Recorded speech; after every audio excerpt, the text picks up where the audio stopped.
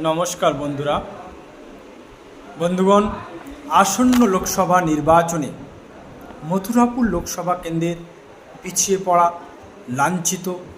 বঞ্চিত, শোষিত, নিপীড়িত এবং শাসকের দুর্বৃত্তদের দ্বারা অত্যাচারিত মানুষের স্বার্থে, কৃষক এবং শ্রমজীবী মানুষের স্বার্থে, বেকার যুবকের কর্মসংস্থানের স্বার্থে এবং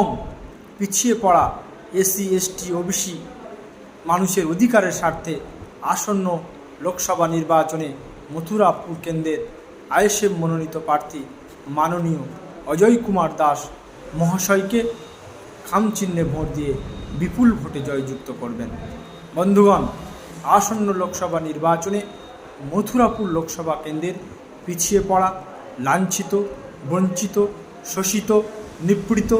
মানুষের স্বার্থে, কৃষকের স্বার্থে, শ্রমজীবী মানুষের স্বার্থে,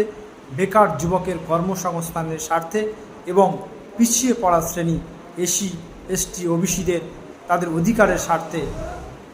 মথুরাপুর লোকসভা কেন্দ্রের আইএসএফ মনোনীত প্রার্থী মাননীয় অধ্যাপক